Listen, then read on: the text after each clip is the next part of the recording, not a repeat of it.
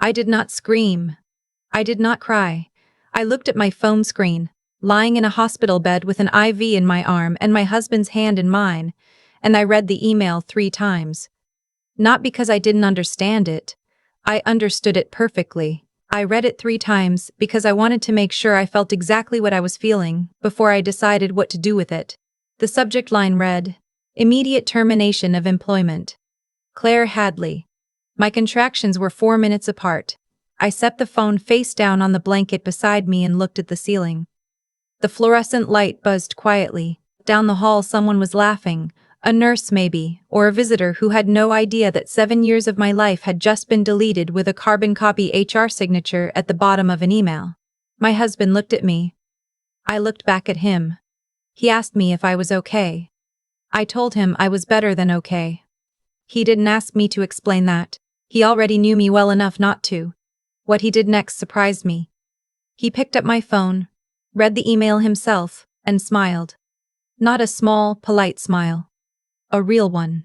The kind that starts at the corner of the mouth and takes its time getting to the eyes. I asked him why he was smiling. He said, "Because Derek just made the last mistake he'll ever make in this industry."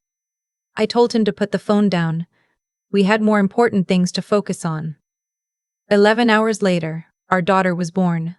She weighed 7 pounds, 4 ounces. She had her father's nose and my stubbornness. You could tell already. The way she looked at the nurses like she was assessing their competence. I held her and forgot for a few hours that anything else in the world existed. Then my phone started ringing. Let me go back a few months. I joined Hargrove and Lane Financial Group straight out of grad school at 24. I was one of 2 women in my division, and the only one under 30. I knew what that meant. I worked harder than anyone in my department, stayed later, took on projects nobody wanted, and in 7 years I built the kind of track record that speaks before you walk into a room. My division's client retention was 93%. The industry average was 68%. Those numbers were mine. Not entirely, of course. I had a good team. But I was the one who had built the systems, restructured the reporting process, and personally flown to 4 cities in 3 days to save a $12 million account when the previous director had let it slip. I was good at my job. I knew I was good at my job, and I didn't apologize for knowing it.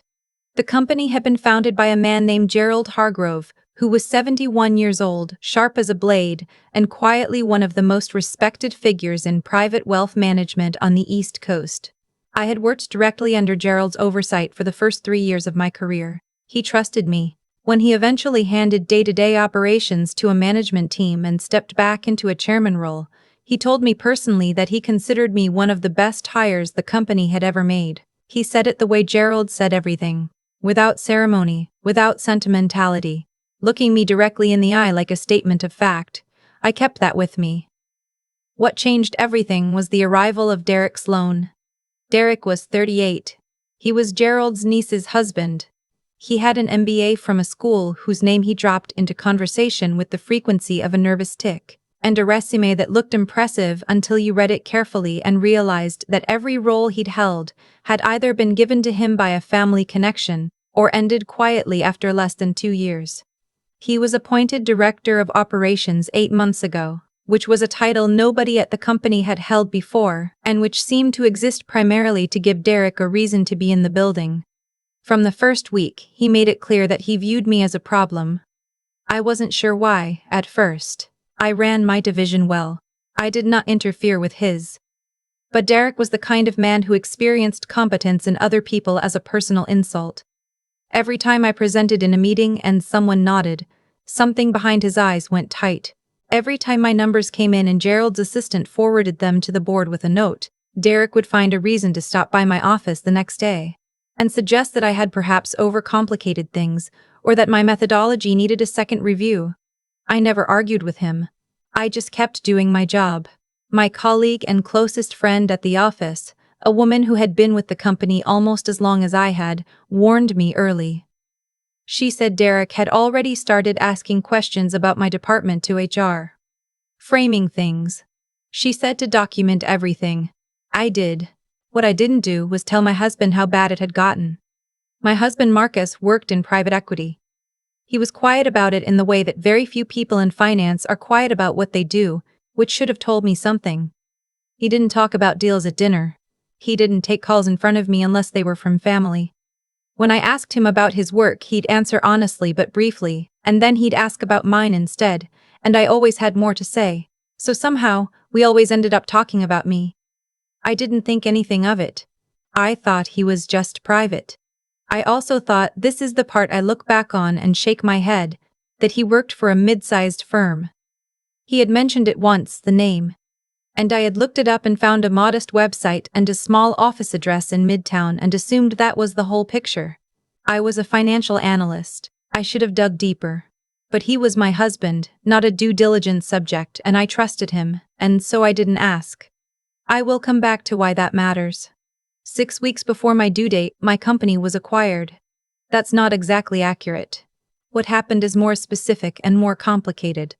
A holding company called Meridian Capital Partners made a significant equity investment in Hargrove and Lane, large enough to trigger a restructuring conversation at the board level. Gerald retained his chairmanship and a controlling interest, but a new investment partner now had a seat at the table. The announcement was made on a Tuesday morning. By Wednesday afternoon, Derek had called a meeting of all department heads that Gerald was not in attendance for. I sat at the conference table. Derek stood at the front of the room with the posture of a man who had been waiting a long time to stand exactly there. He said that in light of the new partnership structure, the company would be evaluating all senior roles for redundancy. He said this with a neutrality that I recognized immediately as rehearsed. He made eye contact with me exactly once, for less than a second, and then looked at the wall above my head. I did not react. I took notes. After the meeting, my colleague found me in the hallway and grabbed my elbow. She whispered that Derek had been meeting privately with the new partner's representative all week. She said she had overheard his assistant confirming a call during which Derek had specifically named my position as one he was recommending for elimination. I thanked her.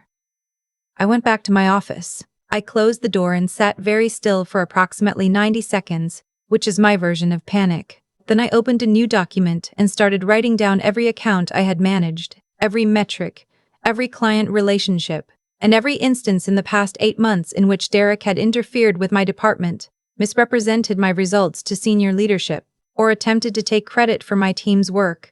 I had the emails. I had the forwarded messages my colleague had saved for me. I had the original reports with timestamps that predated Derek's revisions. I printed all of it and put it in a folder. I also sent an email to Gerald's personal assistant requesting a meeting at his earliest convenience. I never got the meeting.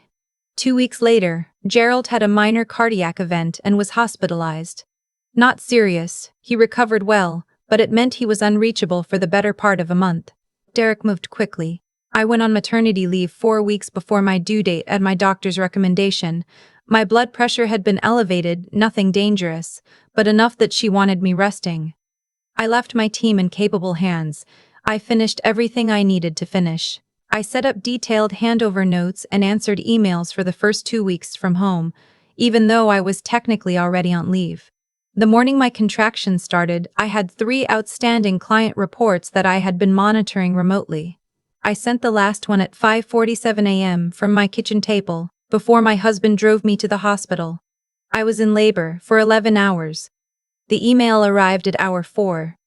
Dear Ms. Mann, Hadley, after a thorough review of our operational structure, your position of senior financial analyst has been identified as redundant in the context of our new organizational framework. Your employment with Hargrove and Lane Financial Group is terminated effective immediately. Your final paycheck and applicable severance documentation will be forwarded to your address on file. We wish you well in your future endeavors. Derek Sloan, Director of Operations. No phone call, no meeting, no warning. A form email sent to my personal address while I was in a hospital bed in active labor. I want to be clear about something. The part that didn't break me was the firing. I had suspected it was coming. I had a folder full of documentation and a clear picture of what Derek had been building toward for months. The professional insult I could handle. What took my breath away? Not with grief, but with something colder and much more focused, was the timing. He had known I was in the hospital. My out-of-office message said so. He had chosen this moment deliberately, not because it was operationally necessary, because he thought it would hurt the most, and he thought I would be too overwhelmed to fight back. That was his miscalculation. I set the phone down. I looked at my husband. He read the email and smiled that smile. I asked him what he knew that I didn't. He said, "Rest, we'll talk after." I let it go. For 11 hours, I let it go. Our daughter was born at 6:14 in the evening. I held her, and my husband held us both. And for a few hours, the world was very small and very good. We named her Georgia, because we both liked the sound of it, and because she looked like someone who would do exactly what she wanted, regardless of what anyone else thought. The next morning, my phone had 14 missed calls. 11 were from the same number, my company's main line. 2 were from my direct manager, who I'll call my supervisor. A man named Paul who had always been fair to me and who I suspected had been kept in the dark about Derek's timeline. The last one was from an unknown number, which turned out to be Gerald Hargrove's personal cell. I called Gerald first. He answered on the second ring. His voice was rougher than I remembered. The hospital had taken something out of him temporarily. But his mind was exactly the same. He didn't say hello. He said, "I just heard what Derek did. I want you to know that I did not authorize it, I was not consulted, and I am dealing with it." I told him I appreciated that. He said, "Claire, I also need to tell you something that I perhaps should have told you some time ago. The new partner in our investment structure, Meridian Capital Partners. I don't know if you know who they are." I told him I had looked them up. Small firm, midtown office. There was a pause. Gerald made a sound that in anyone else I would have called a laugh. "That website," he said, "is 6 years out of date. Meridian currently manages just over $11 billion in assets. Their managing partner holds a 14% equity stake in Hargrove and Lane as of last month." He paused again. "I believe you know him." My husband was sitting across the room from me, holding Georgia, looking out the window. I watched the back of his head. "His name is Marcus Hadley," Gerald said. I didn't say anything for a long moment. "Your husband," Gerald continued carefully, "has been a silent partner in this firm for 3 years. It was his condition of the investment that his identity remain undisclosed while the arrangement was structured. He did not want his personal relationship with you to affect your career trajectory in any direction. He wanted you to earn everything on your own terms, and you did." Another pause. "Derek Sloan conducted a termination that required partner approval under our shareholder agreement. He did not seek it. He did not seek it because he did not know. I don't believe he did his research." I looked at my husband's back. I said, "Gerald, I'll call you tomorrow." I hung up. I sat very still. Georgia made a small noise, and my husband turned around, and when he saw my expression he said, very quietly, "You called Gerald." I said, "You own 14% of my company." He said, "I do." I said, "And you didn't tell me." He looked at me with that steady, unhurried way he had of looking at things. He said, "I didn't want you to ever wonder whether you got where you got because of me. You deserved to get there yourself. And you did."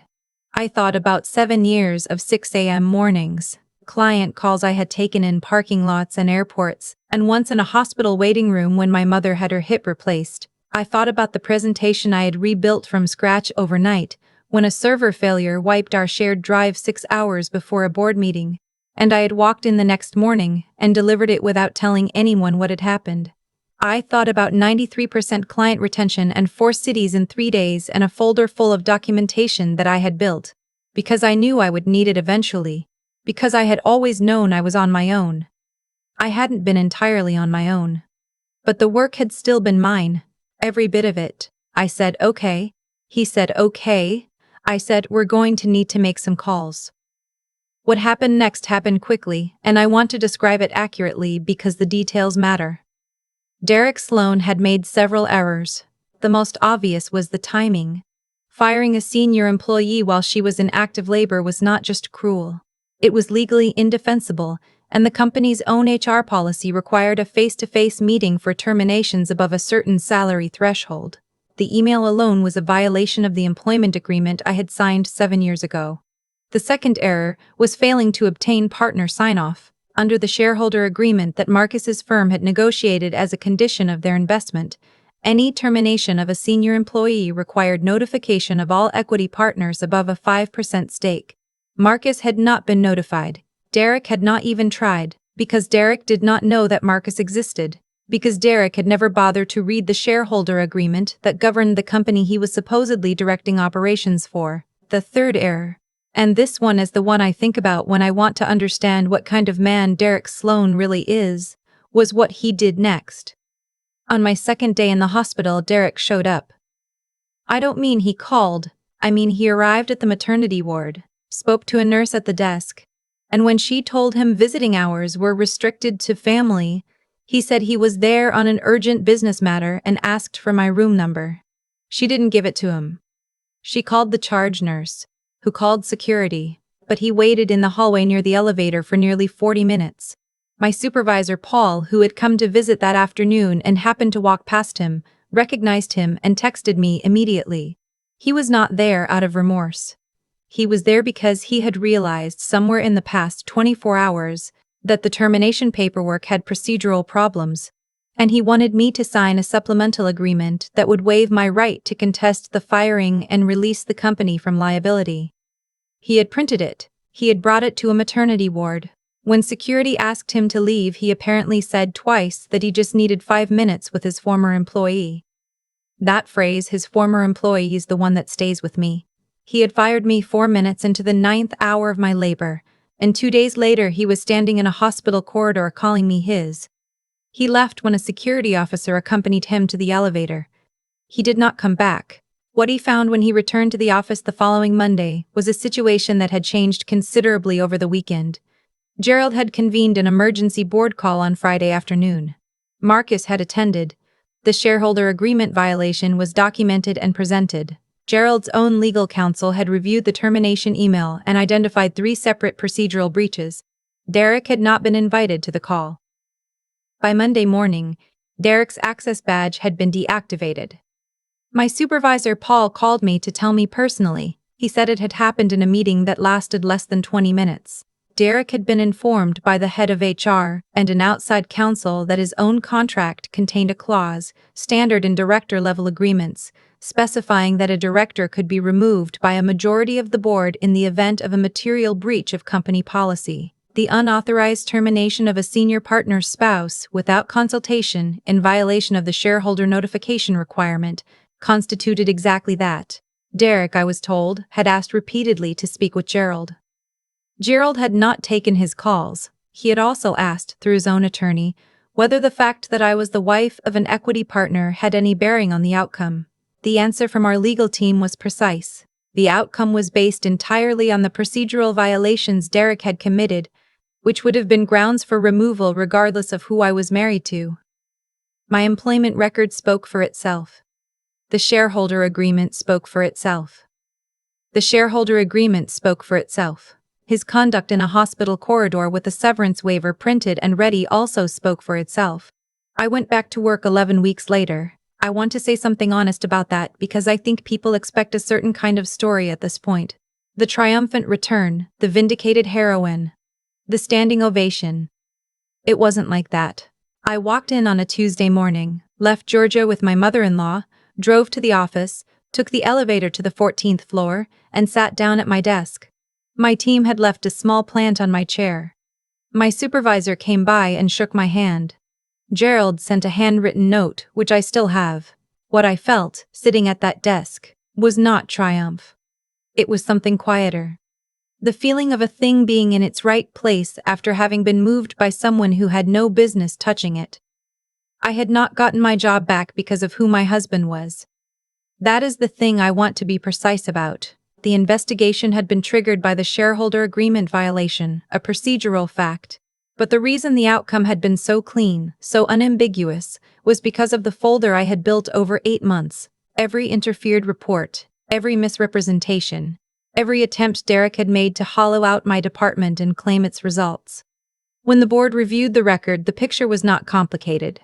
Derek had been systematically attempting to manufacture grounds for my termination, while obscuring his own underperformance. It was documented. All of it. He had thought he was being clever. He had not been clever.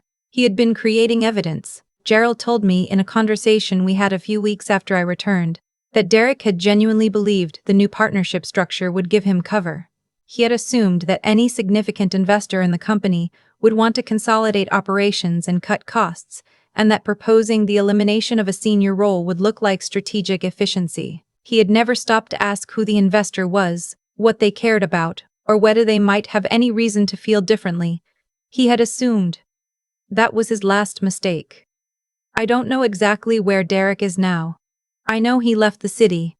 I know that his wife, Gerald's niece, filed for divorce 6 months later, which I did not celebrate but which I was not surprised by. I know that 2 firms he applied to afterward called our HR department for references and were told, accurately and without embellishment, what had happened. I imagine he found something eventually. People like Derek usually find something. But it won't be what he had, and it won't be what he thought he was going to build on the back of what he tried to take from me. Here is what I think about, now. When I think about that email. He sent it because he thought I was at my most vulnerable. He thought a woman in labor was a woman who could not fight back. He thought the hospital bed was the right place to deliver the message, because he assumed that when a person is in pain, they can't also be thinking clearly. He was wrong. What he didn't understand, what that kind of person never understands, is that competence isn't a resource that runs out. It doesn't deplete under pressure. The same mind that built a 93% retention rate over 7 years was the same mind that read his email in hour 4 of labor and immediately started cataloging his procedural errors. The same hands that had rebuilt a presentation from scratch overnight were the same hands that had that documentation folder already prepared and sitting in a shared drive that my husband's legal team was able to access within hours of the board call. He thought he was ending something. He was actually beginning it. Georgia is 8 months old now. She's the kind of baby who watches everything. She turns her head toward voices with this focused, deliberate attention that makes visitors laugh and say she looks like she's taking notes. My husband says she gets it from me. He's probably right. My division is at 96% retention this year. It's the highest in company history. We added 2 institutional clients in the quarter after I returned, both of which were referrals from existing clients who had heard I was back. I don't say this to brag. I say it because I think it is important to be accurate about outcomes. Derek thought eliminating me would make the company stronger. The numbers say otherwise. Numbers usually do. Gerald retired in the spring, at his farewell dinner, a modest affair because that's how he wanted it. He found me near the end of the evening and said, without preamble, that he had always known I would outlast whatever they threw at me. I asked him if he had known what Marcus was when he accepted the investment. Gerald smiled, for the first time all evening, and said, I knew exactly who Marcus Hadley was when he walked through my door. That's why I took his call. He paused. I also knew exactly who you were. I was curious whether you'd figure it out. I told him I thought that was slightly manipulative. He said, I prefer patient. I drove home that night with the windows down, even though it was cold. Georgia was asleep by the time I got back. I stood in her doorway for a long time, watching her breathe the deep, unconcerned sleep of someone who has no idea yet what the world will throw at her. She'll figure it out. She comes from people who figure things out. I went to bed. I slept 8 hours straight, which is a miracle at this stage of parenthood, and I woke up the next morning to Georgia yelling from her crib with the confident volume of someone who knows exactly how to get what she wants. I laughed. I got up. I went to get her. Some things take care of themselves. The important ones, though, you have to be paying attention. You have to have already done the work before anyone realizes you've done it. You have to keep the folder. Derek sent one email at hour 4. It took him 8 months to build what he thought was a case. It took him about 48 hours to lose everything. I did not cry. I did not panic. I read the email, I set down the phone, and I waited. And when the time came, I didn't even have to raise my voice. That's the part they never see coming.